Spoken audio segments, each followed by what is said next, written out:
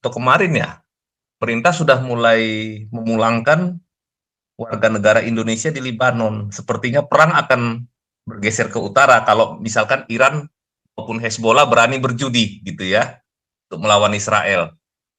Ya kelihatannya warga negara Indonesia sudah mulai dipulangkan.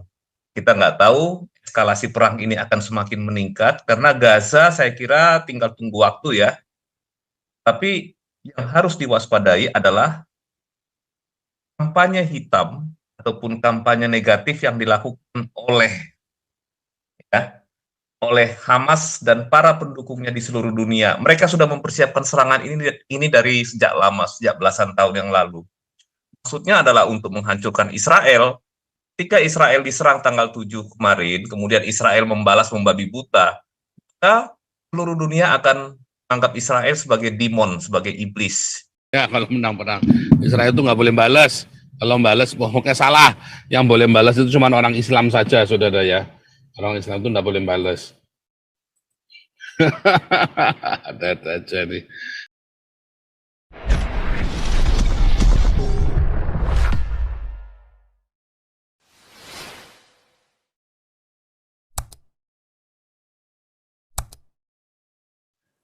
Ya, bukan berarti orang di yayasan kita nggak baik-baik.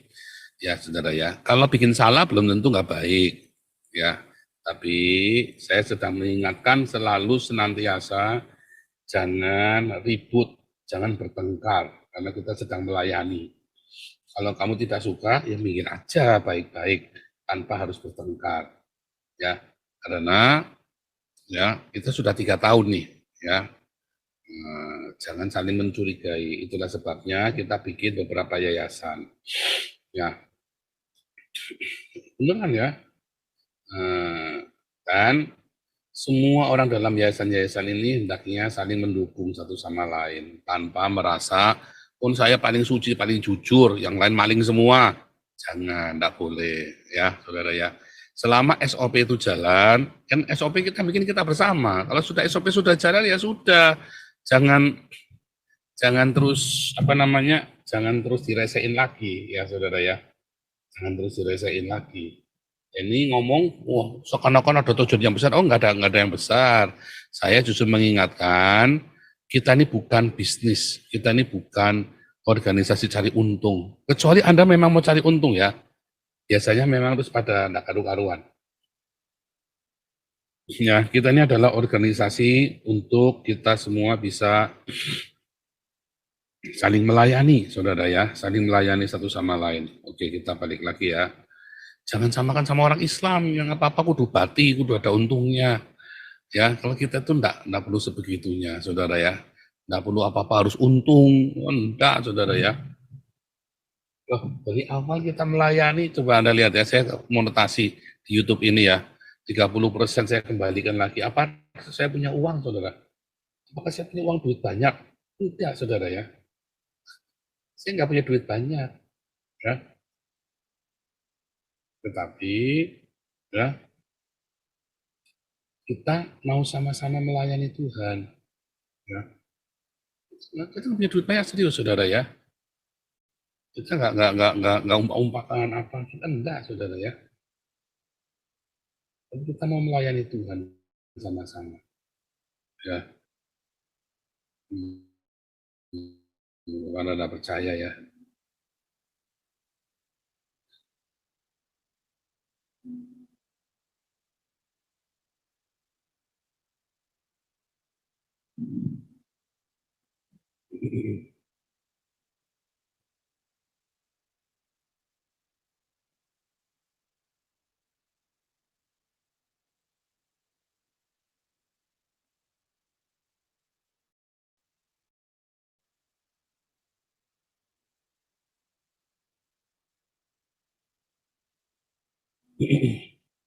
Oh, sebentar ya, ada yang rahasia nih, sebentar nggak boleh saya ambilkan ini, sebentar.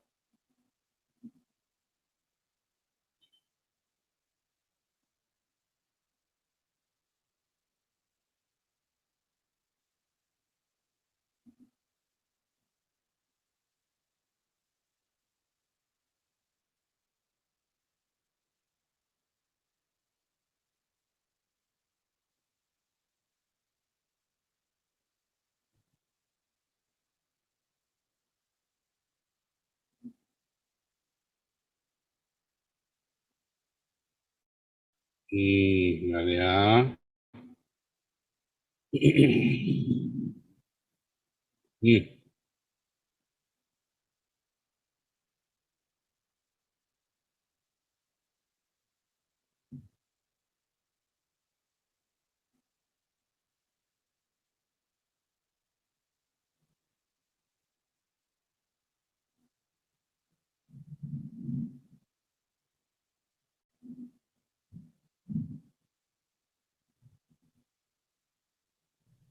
Saldo saya, saudara ya.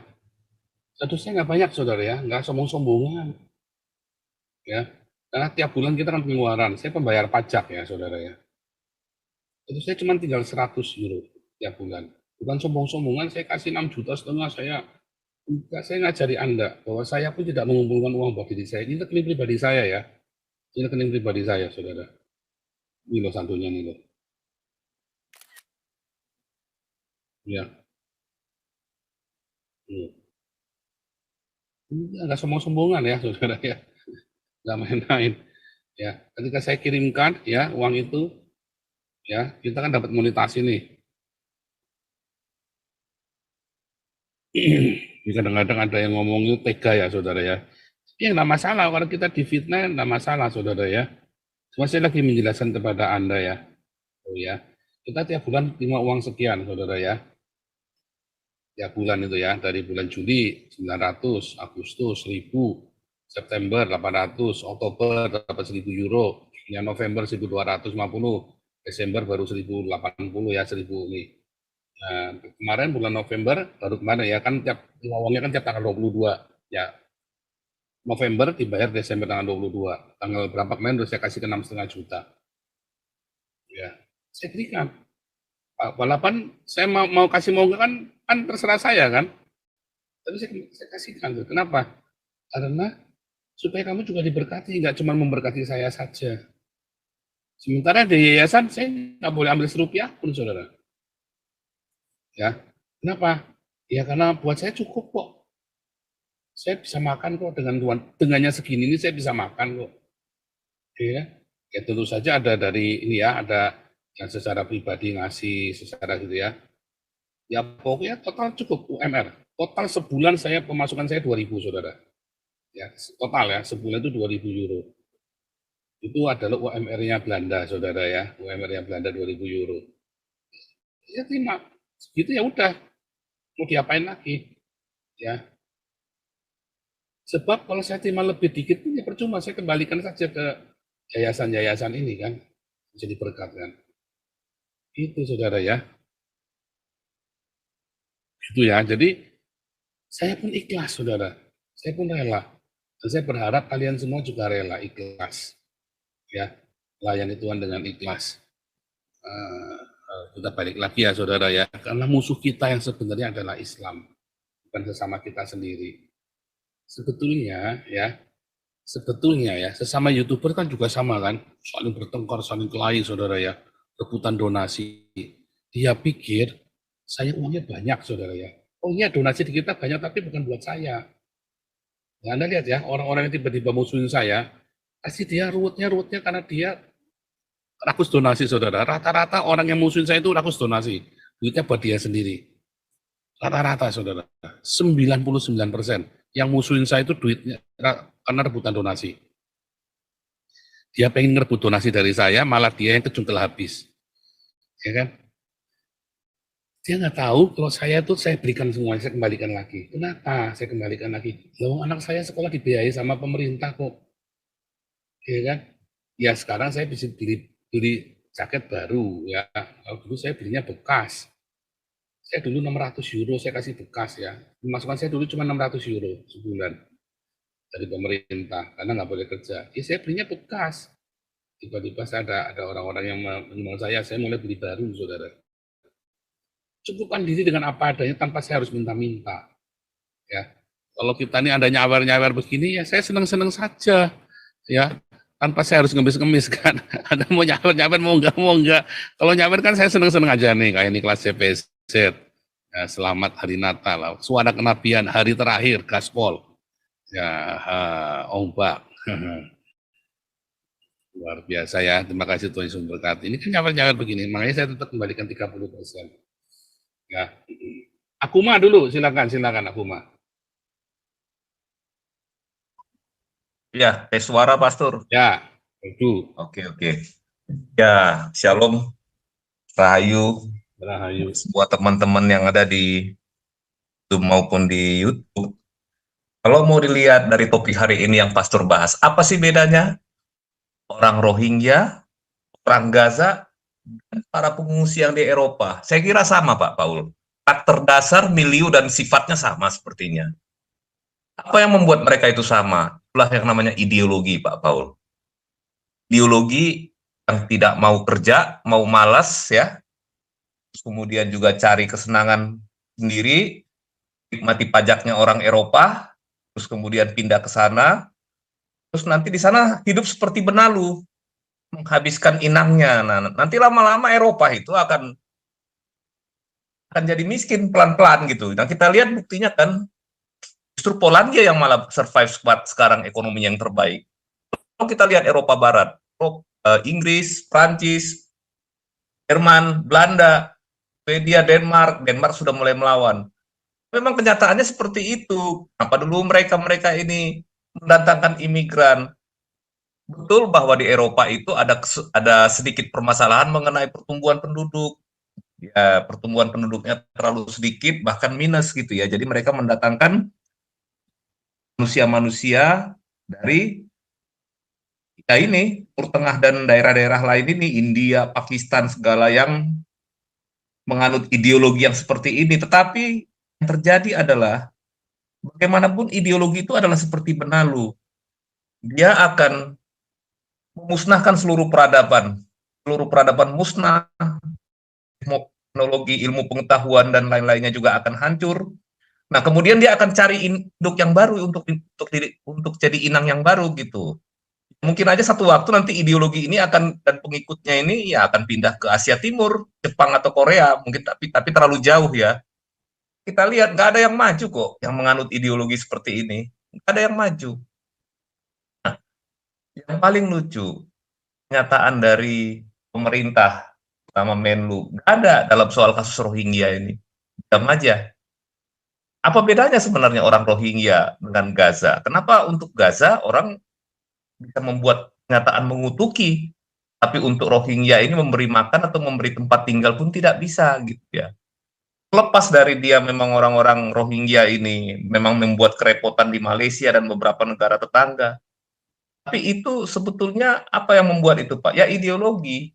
Nah, ideologi itu ya obatnya ya seperti yang kata Pak Paul itu ya harus diedukasi gitu ya. Tapi itu memang sulit Pak Paul. Gitu. Di satu sisi memang agak sedikit sulit untuk mengedukasi orang yang sudah terlalu banyak diracunin sama ideologi Halil Ben Sahar ini. Itu memang susah dan nggak akan bisa maju. Tidak ada bukti negara yang maju satu. Belum ada saya lihat gitu. Nah yang kedua, hari ini sepertinya atau kemarin ya, pemerintah sudah mulai memulangkan warga negara Indonesia di Lebanon. Sepertinya perang akan bergeser ke utara kalau misalkan Iran maupun Hezbollah berani berjudi gitu ya untuk melawan Israel. Ya kelihatannya warga negara Indonesia sudah mulai dipulangkan. Kita nggak tahu eskalasi perang ini akan semakin meningkat karena Gaza saya kira tinggal tunggu waktu ya. Tapi yang harus diwaspadai adalah kampanye hitam ataupun kampanye negatif yang dilakukan ya, oleh Hamas dan para pendukungnya di seluruh dunia. Mereka sudah mempersiapkan serangan ini dari sejak lama, sejak belasan tahun yang lalu. Maksudnya adalah untuk menghancurkan Israel. Ketika Israel diserang tanggal 7 kemarin, kemudian Israel membalas membabi buta, maka seluruh dunia akan menganggap Israel sebagai demon, sebagai iblis. Harus hancurkan atau dibubarkan. Itu yang kita harus lihat ya. Nah, tapi ternyata skenario itu gagal. Israel tidak terburu-buru untuk menyelesaikan perang ini. Dia pintar. Mereka giring dulu penduduk itu pelan-pelan supaya pergi bergerak ke arah selatan. Kemudian dia baru melakukan pertempuran kota habis-habisan dengan Hamas. Jadi makin dia ulur waktu supaya penduduk itu mengungsi ke selatan semua. Jadi ini yang di luar perkiraan kiraan Hamas maupun Iran secara militer. Tidak langsung menyerang habis-habisan dengan bom dan roket, tidak, tapi menggiringnya perlahan-lahan. Nah, kemudian untuk kedepannya, ini masalah pengungsi lagi Pak Paul. Gaza sudah 80% hancur secara infrastruktur maupun fasilitas publik. Saya kira nanti pengungsi di Eropa akan semakin banyak. Dan itu juga akan membuat masalah buat Eropa. Jadi Eropa kalau masih lugu dan tertidur, hancur. Ini yang pindah ke sana ini kan teroris semua ini kebanyakan ini nanti yang menyamar jadi rakyat sipil. Ada Eropa akan terganggu nanti. Ya, lama-lama Eropa ya seperti Timur Tengah, seperti Hamas juga lama-lama nanti kalau misalkan populasinya sudah banyak. Kemudian mengenai kedepannya untuk rekonstruksi, saya kira tidak akan ada negara yang mau Pak Paul, termasuk Israel. Sepertinya nggak akan ada. Amerika juga tidak. Jadi Hamas itu nanti akan seperti itu dalam jangka panjang sepertinya. Dan dalam kondisi yang seperti itu dan nggak akan bisa diperbaiki kalau nggak ada yang mengeluarkan dana.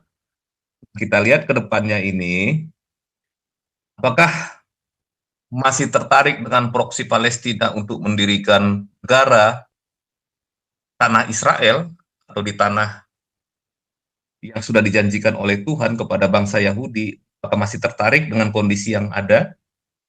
Saya kira inilah perjuangan terakhir untuk menghancurkan Israel. Dan ya kalau kita lihat semua lini sudah dikuasai kok. PBB sudah dikuasai dengan kebohongannya, kemudian juga dunia internasional, lembaga-lembaga humanitarian juga sudah dikuasai gitu ya. Dan propaganda Hamas ini, mereka pintar sekali menggunakan rakyat sipil sebagai tameng, dan kalau timbul korban itu Israel yang akan tetap disalahkan. Mana Israel dibuat sebagai suatu bangsa yang tidak boleh mempertahankan diri dan tangannya harus diikat. Kalau orang membunuh orang Israel atau orang Yahudi, seluruh dunia akan bertepuk tangan, hore gitu. Tapi kalau misalkan Israel membalas dan mempertahankan diri, oh Israel itu biadab, anti kemanusiaan. Nah itu dia. Satu-satunya negara yang tidak boleh menang perang di dunia ini adalah Israel. Nah kenyataannya yang seperti itu. Kita lihat, ya sekarang ini yang masih bertarung ini adalah perang propaganda ya. Untuk Gaza saya kira nggak terlalu banyak yang bisa kita perhatikan secara militer. Tapi Hezbollah, kita lihat sudah mulai nih, tapi kalau Hezbollah berani menyerang, ya Beirut akan hancur, Suriah juga akan hancur. Apakah mereka berani berjudi dengan kondisi yang ada ini? Saya kira ya harus hati-hati secara geopolitik, Pak Paul. Gitu. Solusi dua negara saya kira udah nggak memungkinkan lagi, Pak Paul. Dulu juga kalau kita lihat di eranya Simon Peres, itu sudah diberikan solusi dua negara, tapi kan ditolak oleh Palestina.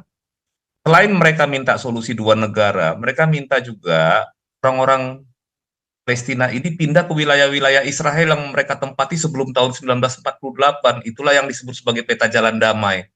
Artinya kalau mereka punya negara sendiri, terus mereka bebas keluar masuk ke negara Israel, Israel bubar, hancur. Sama kayak di sini, sama kayak di tempat-tempat yang lain, Pak Paul, gitu. Israel pasti bubar kalau seperti itu.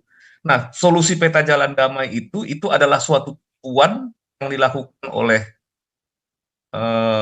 katakanlah kaum Semitisme Timur Tengah ini untuk menghancurkan negara Israel. Tapi pada waktu itu Israel sempat terbawa ketika perjanjian Oslo, dia menyerahkan Yudea dan Samaria sebagian dan Gaza. Sekarang ini jadi masalah. Jadi saya kira mudah-mudahan Netanyahu tidak tertipu untuk yang kedua kali dengan jadi apa namanya ya semacam politik bahwa kita harus baik, tetapi ketika kita baik itu kita akan dihancurkan oleh ideologi lain yang justru memang membenci keberadaan ras kita seperti apa yang dialami oleh orang Israel ini. Saya kira begitu Pak Paul. Terima kasih.